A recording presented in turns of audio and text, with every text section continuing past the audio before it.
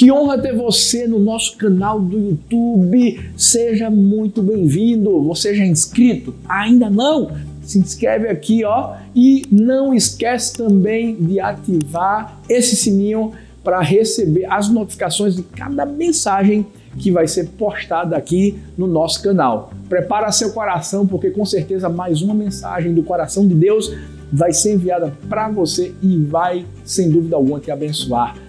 Deus te abençoe. Queridos, eu queria começar perguntando para você: se você pudesse mudar alguma coisa na tua vida, o que você mudaria? Por exemplo, no seu corpo, quem é que queria ser mais magro? Quem é que queria ter mais músculos? Quem queria ter um cabelo diferente, uma cor diferente, um nariz diferente? Não, cabelo eu brinco, né? Falar, Deus, eu era tão cabeludo. E quando a Lília namorava comigo, ela falava, meu manequim italiano. Agora eu brinco que eu sou manequim americano. Porque quando eu venho para cá, eu me sinto um pouco mais normal, né? Mas a verdade é que a gente quer mudar as coisas porque nem sempre está tudo exatamente como a gente gostaria que ficasse, né? Algumas pessoas gostariam de mudar a área do trabalho, a vida profissional, os companheiros do trabalho, o chefe, não é isso? Algumas pessoas gostariam de mudar a conta bancária. Mas passar pela vida e ter frustrações é natural. Nós vivemos num mundo decaído. Mas existe uma diferença clara entre pessoas que enfrentam as frustrações e dificuldades de uma forma positiva. E outras, em compensação, vivem sempre para baixo, depressivas, procurando desculpar o seu fracasso, a sua falta de sucesso, com tudo aquilo que lhe aconteceu de mal, né? Olhando para o passado, as minhas feridas, meu pai não me amou, minha mãe não me amou, eu nunca tive oportunidades. E a verdade, gente, que a palavra que Deus tem hoje para a tua vida é algo que vai mexer com você. Vai mexer com você, vai te desafiar, vai te confrontar. O tema dessa mensagem é de quem é a culpa. E eu quero apresentar para vocês alguns comportamentos que o mundo normalmente tem em relação à frustração. Na verdade, eu vou falar de 4 comportamentos. 3 que são ruins e o último deles que é um comportamento que todo crente deveria ter. O primeiro comportamento, gente, é lamentar-se.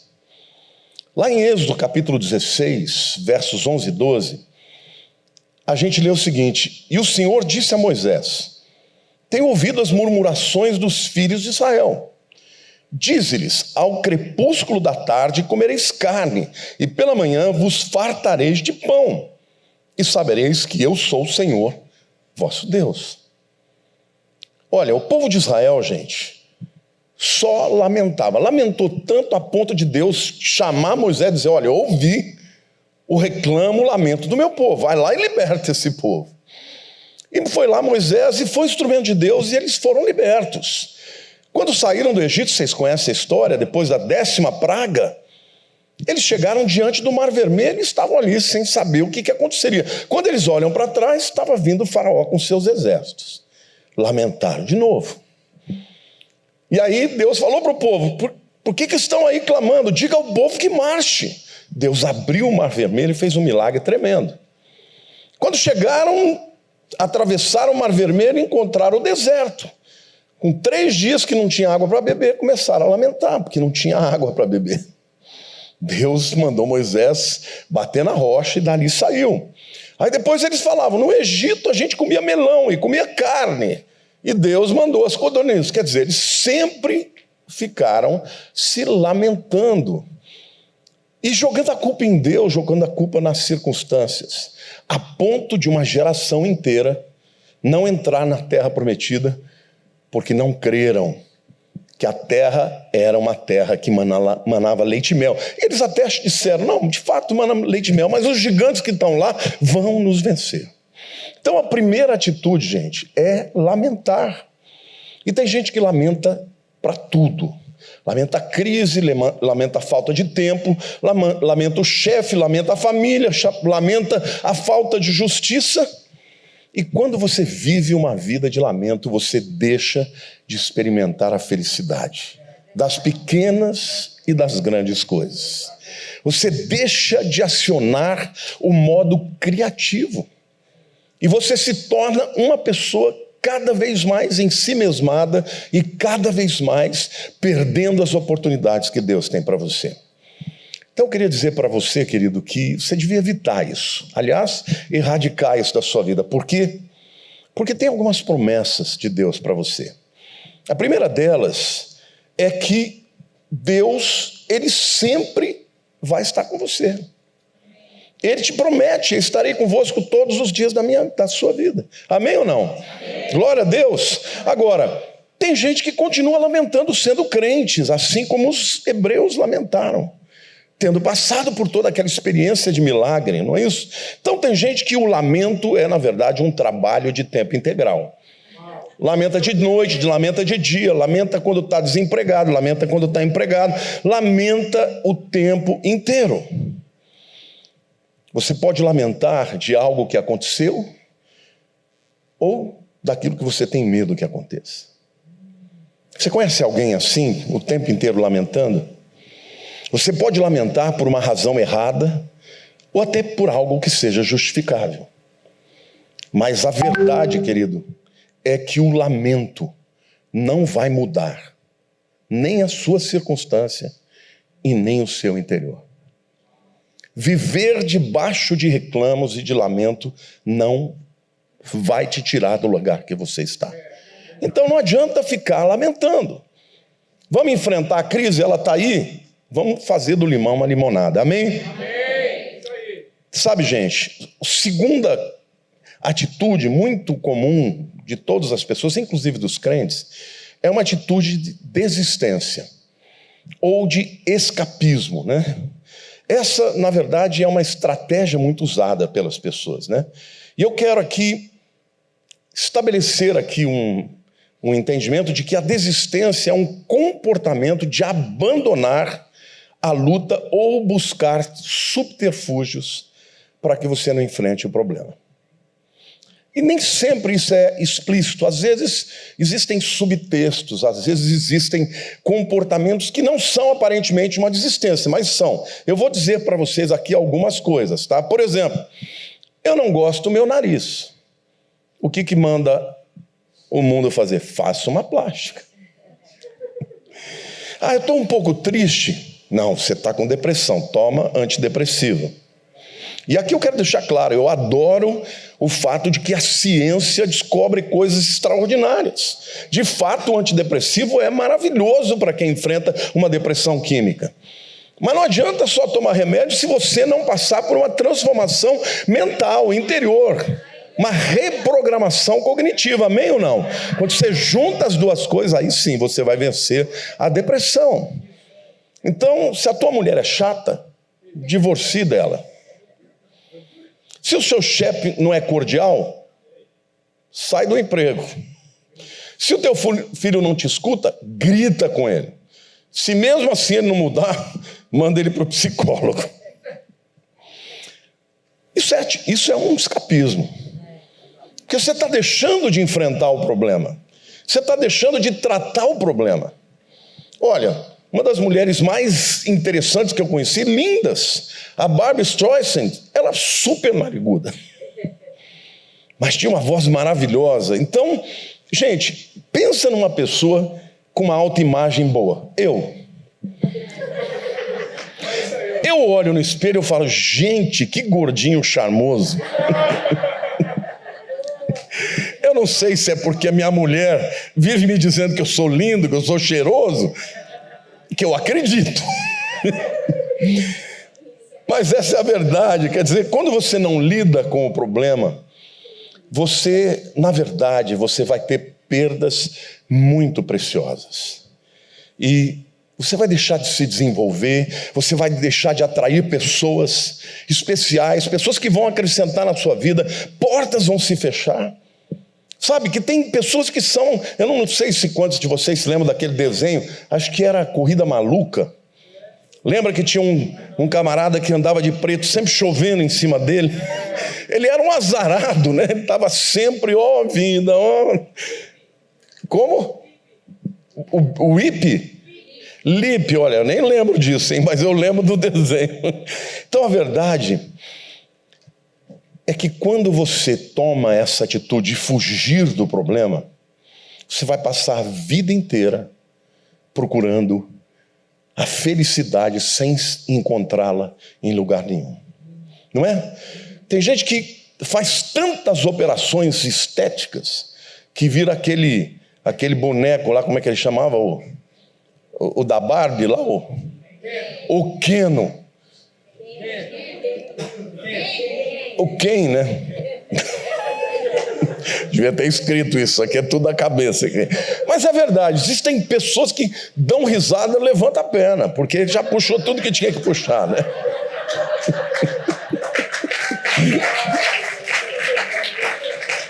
Então são pessoas que saem de um terapeuta para o outro, mudam um remédio para o outro, não se aceitam, não se amam, não conseguem encontrar felicidade em nada, estão sempre escapando, fugindo do problema. Então, essas pessoas ficam o tempo inteiro justificando o seu fracasso e botando a conta em outra pessoa. Por que você não deve desistir? Primeiro, porque Deus promete que vai te ajudar até o fim. Amém. Filipenses 1,6 diz assim: estou plenamente certo de que aquele que começou uma boa obra em vós há de completá-la até o dia de Cristo Jesus. Querido, Deus não desiste de você. Pode ser que teu marido tenha desistido, a tua mulher tenha desistido, o teu chefe tenha desistido, até os seus pais tenham desistido de você. Mas Deus te promete que Ele vai estar com você até o fim. Ele começou uma boa obra e Ele vai completar até o dia de Cristo. Amém ou não?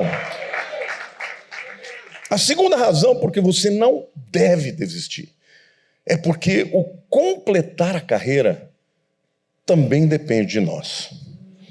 2 Timóteo 4,7 diz assim: combati o bom combate, completei a carreira e guardei a fé.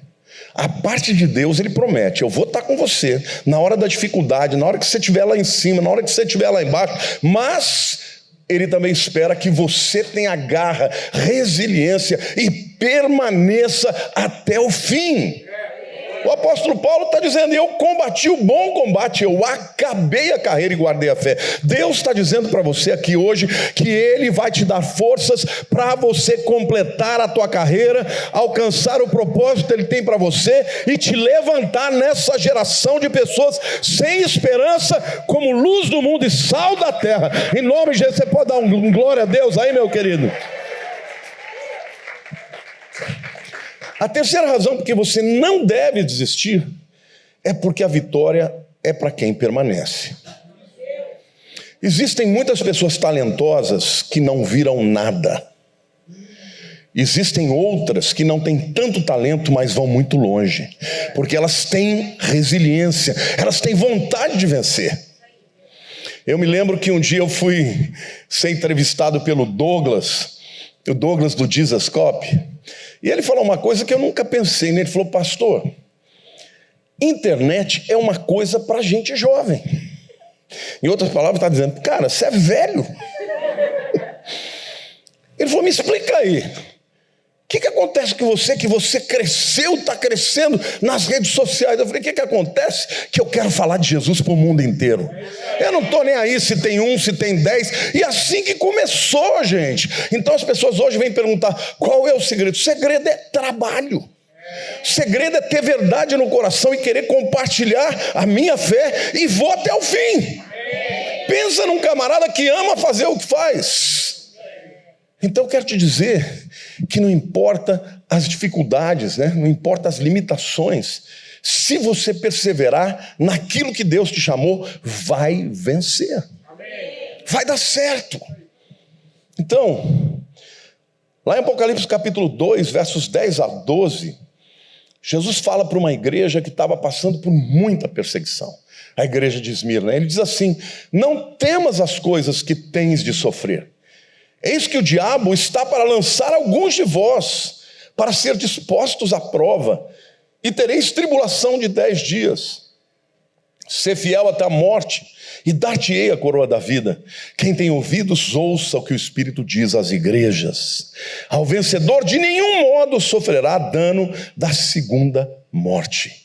Querido, você quer ser vencedor? Não desista. Vá até o fim. Deus está te prometendo que Ele vai estar com você. Está difícil, Deus vai te ajudar. A porta está fechada, em algum momento ela vai se abrir. Você não está enxergando um caminho, Ele vai abrir um caminho no deserto, rios no meio do ermo. Amém ou não? Então permaneça, seja fiel, vá até o fim, anda mais uma milha. Sabe? Isso vale para qualquer área da tua vida.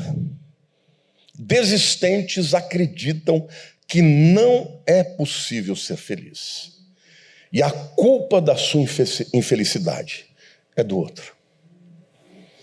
Esse é um comportamento que explica a razão da grande maioria da população não prevalecer, não vencer, não prosperar, não avançar.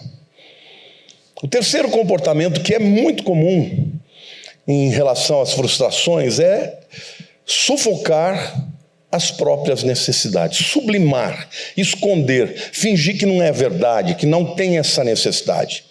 Então são aquelas pessoas que fingem que aquele sentimento não existe. Por quê? Porque tem medo de expor a insatisfação. É muita gente que às vezes parece boazinha. Sabe aquele tipo de pessoa que está sempre satisfeita, parece que é boazinha, mas de repente tem uma atitude de explosão, faz coisas que você fala, meu Deus do céu, aquele anjo virou esse demônio. O camarada a vida inteira sublimou, jogou para debaixo do tapete, chegou uma hora que aquilo adoece, fica tão difícil que quando a pessoa ela explode, ela toma atitudes que muitas vezes são irreversíveis, não tem volta. Então, pessoas que escondem os sentimentos são pessoas infelizes. Tentam muitas vezes ser aceitas no ambiente em que vivem. Às vezes é a mulher que deixa o marido, ser um péssimo marido. Muitas vezes passa por cima dela, não deixa ela existir, não deixa ela viver. E chega uma hora que a mulher fala, adiós, eu vou embora, eu não te quero mais. Como? O que eu fiz? Eu conheço muitas mulheres que quando decidem se separar, mas nem Jesus Cristo vai fazer elas voltarem. Por quê? Porque elas foram oprimidas, porque elas não manifestaram os seus sentimentos. Então, querido, a Bíblia diz lá em Mateus capítulo 18, 15, se o teu irmão pecar contra ti, vá arguí-lo entre ti ele só. Se ele te ouvir, ganhaste o teu irmão. Não resolve o problema fingir que ele não existe. Sublimar não resolve o problema. Não está gostando? Deixa claro para o marido, para a esposa, para a mãe, para o pai, para o chefe, entendeu? E se não der certo, segue adiante. Pessoas assim, quando têm uma oportunidade de agir, agem de maneira extrema. Traem os cônjuges, saem da relação, viram inimigos e às vezes o outro lado não tem nem ideia do que aconteceu. Por quê? Porque são pessoas que guardam para si. Eu me lembro que quando eu e a Lília éramos recém-casados, a Lília é aquela pessoa que parece uma rainha, né? Todo mundo fala, né, que é o ogro e a princesa, porque eu sou italiano, parloleiro, falo tudo, né? Sempre expressei tudo. A Lília fala menos, não fala tudo que você sente, não, porque eu sou assim. Às vezes eu falo até o que ganho. Ela fala, para que você está falando que você ganha? Mas ela fala, não é para se mostrar, porque quando a gente não tinha nada, ele contava também o saldo bancário. Eu até criei na época uma classificação. O vermelho é quando você já não tem dinheiro. E eu dizia que o laranja era quando o gerente falava, não pago mais. Sabe quando você estourou? Então eu sempre fui muito aberto. A Lília é sempre mais comedida, tal. E quando a gente tinha essa discussão nesse primeiro ano, eu acabava sempre ganhando a discussão. E eu achava que estava tudo bem. Eu falava, não, na verdade eu estou com a razão. Aí um dia ela chegou para mim e falou assim, olha, eu não vou me abrir mais com você. Falei, por quê? Porque toda vez que eu me abro, você me convence de que eu estou errado. Não é possível que eu esteja errado 100% das vezes. Gente, aquilo foi um soco no meu fígado. Porque eu falei, não, eu não quero ter uma mulher que não se abra para mim. Hoje, quando ela disse para mim que eu sou o melhor amigo dela, eu fico muito emocionado. Porque a gente conta tudo um para o outro. Ela aprendeu a lidar, né, com esse italiano explícito em tudo, mas eu consigo olhar para ela e discernir o que ela tem no coração, mesmo quando ela não diz. Então é muito importante, querido, que você procure se abrir. Na nossa relação, eu luto para chegar no equilíbrio, né, não falando tudo que eu penso. E ela passou a lutar para ser mais aberta, para me dizer quando ela não gostava de algum comportamento. E foi maravilhoso, porque no final daquele primeiro ano, eu tive uma mãe italiana, é que nem mãe judia, né? Quem manda na casa da mulher italiana é a mulher. Então meu pai, coitado, meu pai não tinha direito a nada. Ele falava, vamos, assim, não, nós vamos fazer isso. Então eu cresci jurando que nenhuma mulher ia mandar em mim. Na casa da Lília, era o contrário, era português. Quem não tinha muito direito a nada, ela era mãe. Então imagina, eu cresci dizendo, eu não vou ser mandado por mulher nenhuma. E ela cresceu dizendo, não vou ser mandada por homem nenhum. E nós chegamos a uma conclusão, é melhor deixar ela mandar mesmo, porque vocês sabem, ou você manda ou você vai ser feliz, né? Eu preferi ser feliz.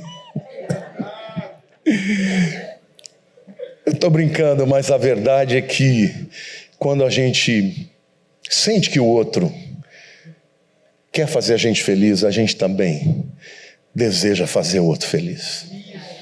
Mas a gente nunca mais, aliás, nós nunca dormimos sem consertar. A gente sempre falava o que tinha. Portanto, esse comportamento de você sublimar, de você jogar para o tapete, debaixo do tapete, não ajuda, não vai te transformar. O quarto comportamento que eu quero falar para vocês, diante das frustrações, é mudar. É ser transformado, porque na vida, ou você vai ser um problema para as pessoas, ou você vai ser invisível para as pessoas, ou você vai ser imprescindível para as pessoas. O que você quer ser?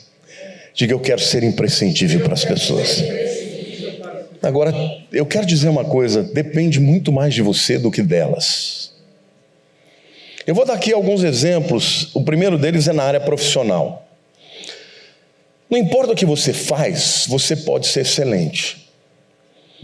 Você sempre na tua vida profissional, você deveria procurar ser melhor no que você faz. A excelência é algo que agrada a Deus e abre portas diante dos homens. Não importa o que você faça, você pode ser uma cozinheira e fazer uma iguaria que todo mundo vai adorar. Eu tenho um amigo, na verdade, amigo da minha filha, que ele quis começar uma hamburgueria. Agora imagina, gente, uma hamburgueria em São Paulo.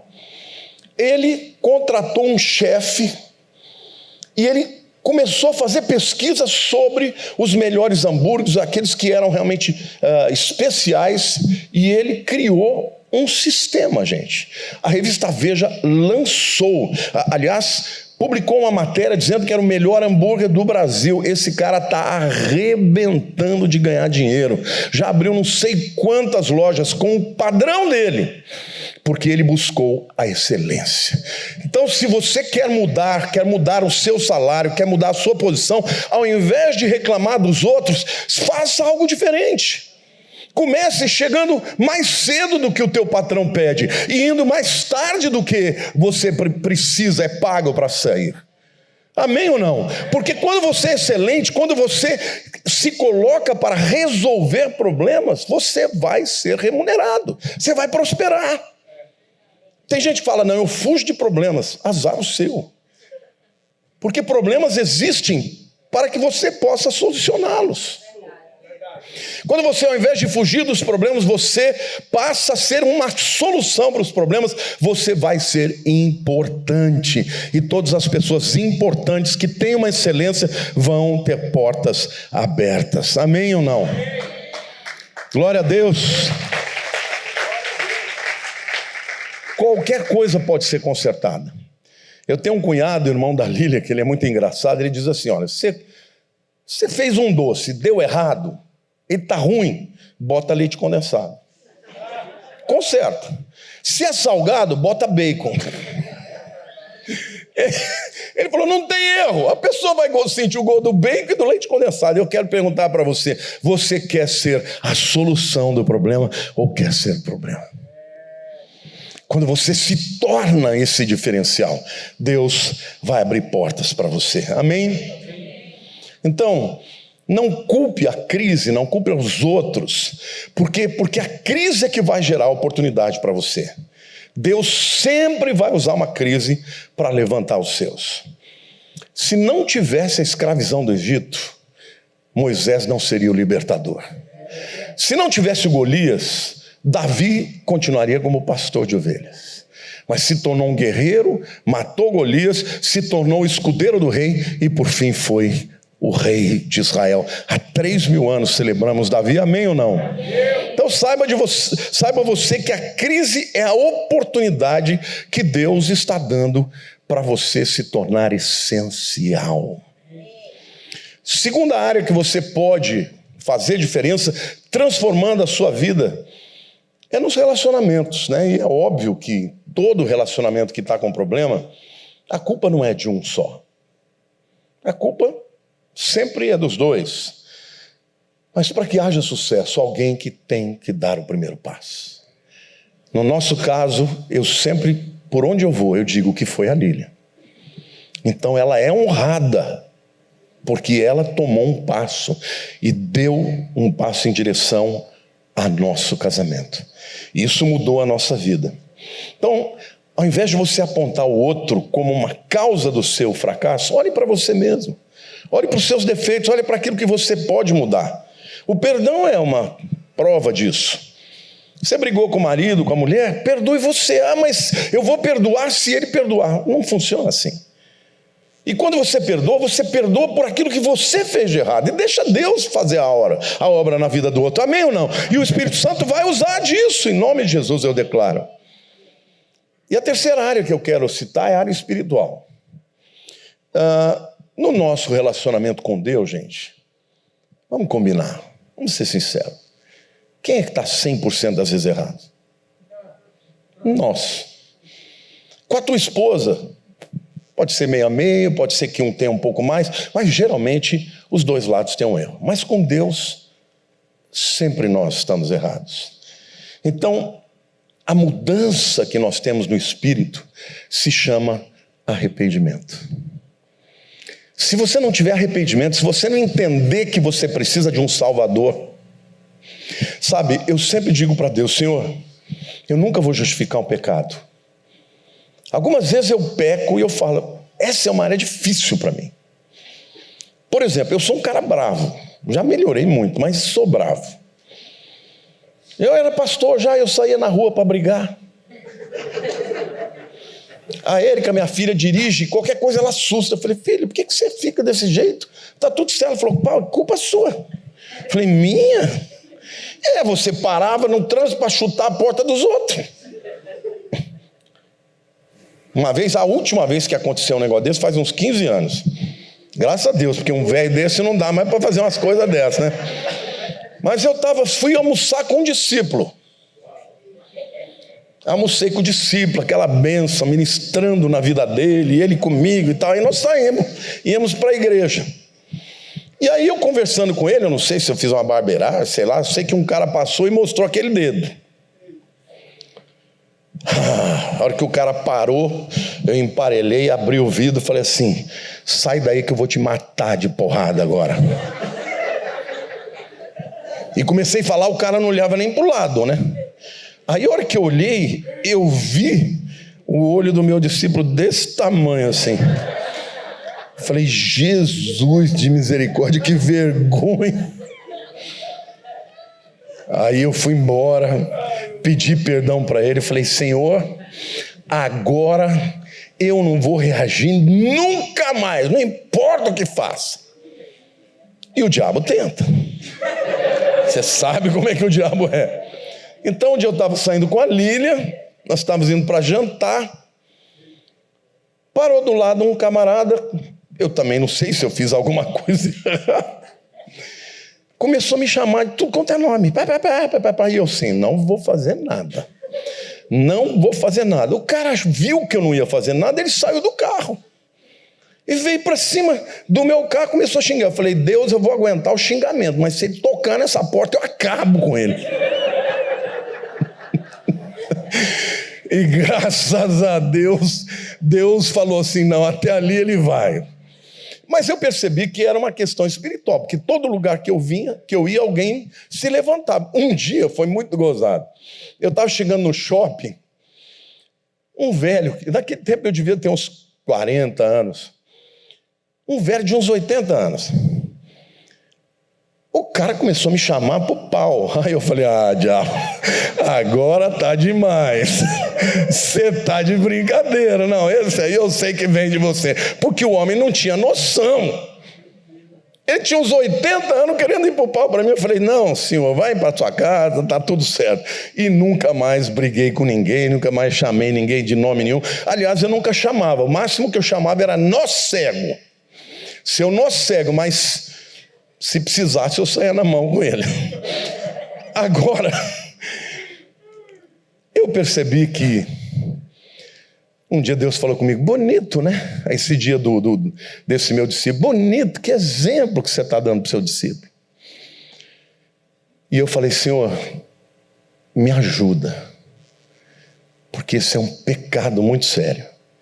A culpa é minha, mas sozinho eu não vou conseguir. Então eu quero te dizer, querido, que o arrependimento é a mudança de mente, é a mudança de entendimento. Então quando você chega para Deus e fala, Deus, eu sei que é errado, está na tua palavra, mas eu não consigo sozinho. E aí Deus vai te dar o Espírito Santo para que você possa vencer. Arrependimento é algo muito sério. Lá em Romanos 12, vocês conhecem esse texto, 1 e 2. Rogo-vos, irmãos, pelas misericórdias de Deus, que apresentei o vosso corpo por sacrifício vivo, santo e agradável a Deus, que é o vosso culto racional. Mudança de mentalidade. E não vos conformeis, não tomeis a forma deste século, mas transformai-vos pela renovação da vossa mente, para que experimenteis qual seja a boa, agradável e perfeita vontade de Deus. O que o arrependimento faz é mudar a mentalidade. E quando você muda a mentalidade, a vontade de Deus começa a aparecer maravilhosa, boa, perfeita e agradável. No começo você faz por obediência e depois você começa a sentir prazer na vontade de Deus. Queridos, eu quero te dizer que Jesus ama vocês, ele morreu na cruz por vocês, mas ele enviou o Espírito Santo, que é capaz de ajudar vocês a passarem por uma transformação na mentalidade, que vocês podem vencer qualquer área da sua vida. Pode ser no seu temperamento, pode ser na sua visão, pode ser nas circunstâncias fora de você, porque Deus hoje habita conosco, e um com Deus é maioria. Quantos podem dizer amém? Glória a Deus. Então, arrependimento é fundamental, em primeiro lugar, para a conversão, para você nascer de novo. Mas é um comportamento que é necessário acontecer a vida inteira. A gente vai mudar a vida inteira. Quanto mais a gente vai sendo crente, mais a gente vai enxergando os nossos defeitos. Eu digo que o crente, o santo, não é aquele que não tem pecados, mas é aquele que mais vai à fonte se lavar. É um processo de mudança de mentalidade que dura a vida inteira. Agora, muita gente pergunta, pastor, mas como é que a gente pode mudar de verdade?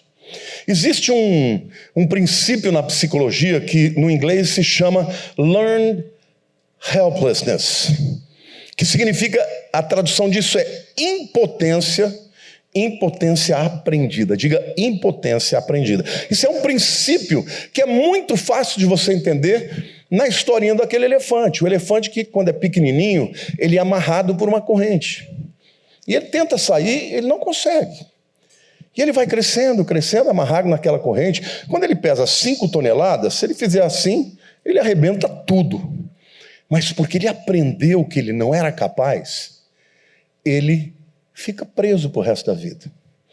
Um psicólogo falou, mas se o indivíduo consegue aprender a impotência, será que a gente não pode ensinar para um animal a aprender a sua potência?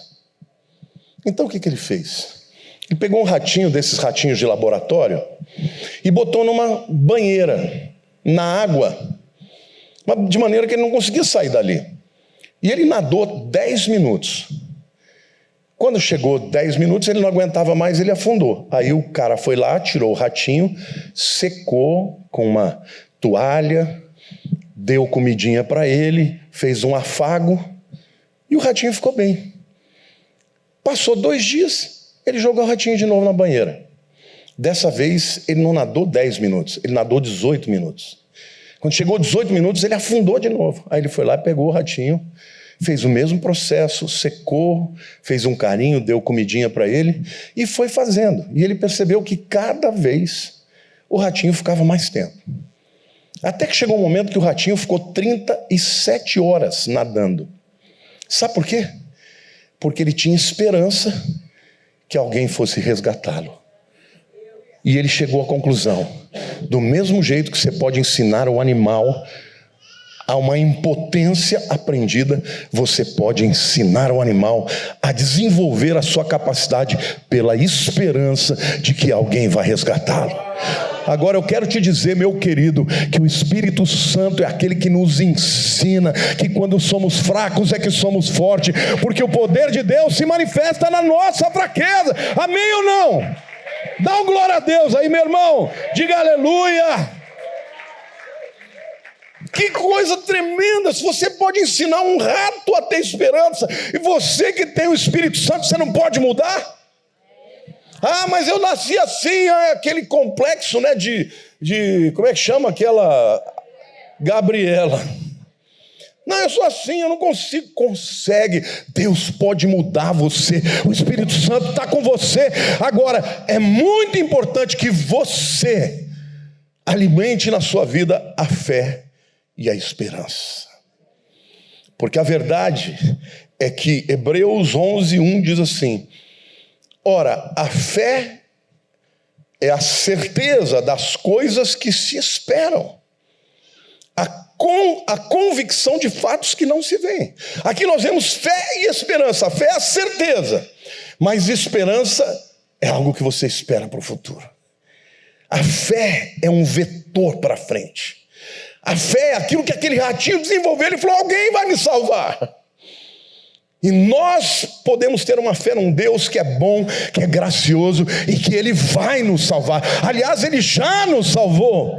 E a Bíblia diz: se Deus não poupou o seu próprio Filho, não nos dará juntamente com Ele todas as coisas. Meu querido, não importa que a tua história, a tua família tenha feito você se sentir desamado, não valoroso, sem dons, sem talentos. Você foi feito pelo Rei dos Reis, a sua imagem e semelhança, e Ele te fez para ser mais do que vencedor em Cristo Jesus. A vitória é para os homens normais, mas o crente, ele pode ser mais do que vencedor. Então começa hoje dizendo para Deus: eu me recuso a ser uma pessoa que não enxerga o valor que Deus deu para mim. Eu tenho valor, eu vou vencer, eu vou prevalecer. Foi isso que Deus fez na minha vida. Todas as pessoas diziam que eu não ia dar certo. Meu pai, quantas vezes eu ouvi meu pai dizendo: esse menino vai virar um bandido. Mas no dia que eu vi que Jesus me amava, que eu entreguei a vida para Ele, eu passei a crer nisso de todo o meu coração. E eu posso dizer para vocês que Deus fez coisas extraordinárias na minha vida. Não porque eu fosse uma... Olha, eu fui prestar o vestibular, eu nunca tinha lido um livro. Nunca. Pensa num camarada que ia fazer prova de literatura Eu chegava, do que fala o livro, a história? Aí eles me contavam, um dia eu tirei 0. Uma redação, eu falei, professora, como assim 0? Não é possível que não tenha nada aí que tenha valido. Ele falou, você deve ter lido um outro livro, porque não tinha nada a ver com a história. Eu só podia te dar 0. Quando eu me converti, que Deus me chamou para o ministério, Deus falou para mim assim, você vai ser um pastor, mas você não vai ser vagal que nem você era. Tá bom, Senhor, o que o Senhor quer de mim? Você vai ler a palavra todo dia e vai ler outros livros. Você vai ser estudioso. Eu fiz um voto para Deus, que a partir daquela época eu iria ler pelo menos um livro por semana. Irmãos, eu aprendi 4 línguas sozinho. Eu passei a ler todos os dias. Hoje eu leio 2 livros pelo menos por semana. Às vezes eu saio de férias e a Lilian fala assim, para que esse monte de livro? Agora não levo mais, agora está tudo no iPad. Você tem que descansar. Eu falei, eu adoro estudar. Esses dias eu estava lá sem fazer nada, eu falei assim, eu entrei, me sugeriram lá umas palavras cruzadas em inglês. Na hora que eu entrei, eu vi que eu estava competindo com milhares de pessoas. Estava lá, milhares na minha frente. E eu tinha 24 horas para você entrar na competição. E eu fui fazendo, comecei a ficar bom, fui subindo, eu chamava a Lília, já estou em 40, já está subindo. Gente, faltava 5 horas para acabar, eu já estava em primeiro lugar. Em inglês, uma língua que não é a minha. Por quê? Porque eu aprendi que Deus é capaz de fazer coisas extraordinárias.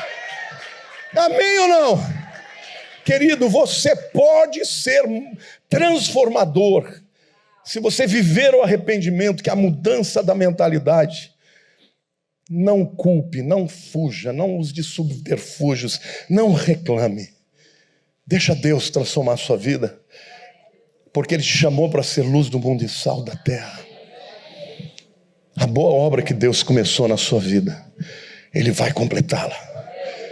Aceite os desafios. Eu vi hoje o Arthur postando uma comida lá, uma saladinha. Essa é a minha luta. Mas pensa num camarada que não desiste. Eu já falei umas 10 vezes para o povo da minha igreja, vou começar um regime e eu vou emagrecer. Aí a turma já fala assim, eu fui numa endocrinologista, e ela é minha ovelha, né? Se converteu lá comigo. E um dia ela falou para mim, pastor, vou te contar uma confidência. Está todo mundo apostando, dizendo que você não vai conseguir. Eu vou ser mais uma derrotada. Eu falei, então, pois saiba que você vai vencer. Porque eu não vou desistir. Então, quem sabe o ano que vem eu volto aqui, já estou com uns 30 quilos a menos. Eu não desisti, você também não precisa. Eu quero terminar essa palavra orando pela sua vida, te dizendo, meu querido, que Deus te ama. Todos nós temos na nossa história fracassos, desvios, aprendemos concepções erradas, acreditamos em coisas erradas. Todos nós precisamos ser libertos, e Deus nos deu o Espírito Santo. O Espírito em nós é o professor, é o médico, é o pastor, é o melhor amigo, é o consolador, o paráclitos, aquele que está ao nosso lado, que foi chamado para interceder por nós. Deus tem uma grande obra na tua vida. Você é sui generis, não existe ninguém nesse mundo igual a você. Então o propósito que Deus tem para você, ninguém pode realizar.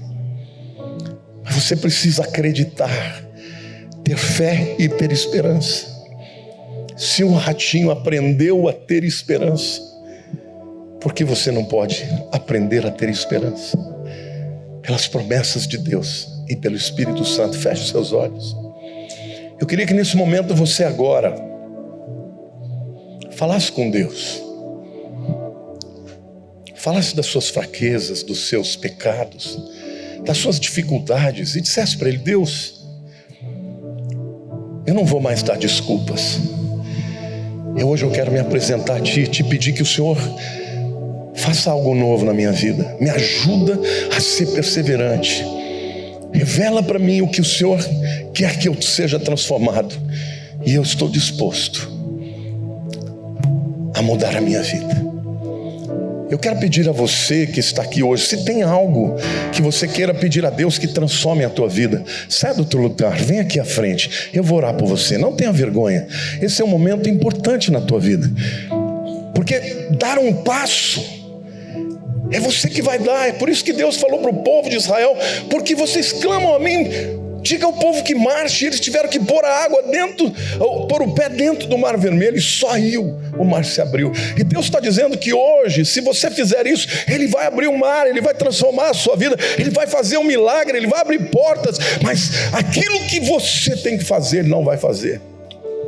Pode vir, eu vou orar por você, e eu creio que hoje Deus vai fazer algo novo. Põe a mão no seu coração.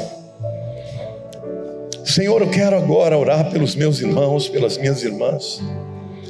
Nós nos apresentamos aqui como os teus filhos, Senhor. Obrigado porque o Senhor nos ama. E obrigado porque o Senhor nos criou com um propósito, Senhor. Esses meus irmãos queridos estão aqui hoje dizendo: Senhor, eis-me aqui, eu quero viver o teu plano de maneira cabal. Ajuda-me, Senhor, naquilo que eu não consigo. Mas, Senhor, a partir de hoje, ora comigo assim, diga: Senhor, a partir de hoje, eu não vou dizer coisas ruins sobre a minha vida, sobre as minhas circunstâncias. A partir de hoje, eu te autorizo, Espírito Santo, a mudar a minha mentalidade. Eu vivo o arrependimento, para que a partir de hoje, Senhor, eu possa experimentar os teus milagres, ó Pai, e eu possa viver o teu sobrenatural. Senhor, o Senhor mudou os piores homens, o Senhor pode mudar a minha vida. Aleluia, glória a Deus, aplauda o Senhor.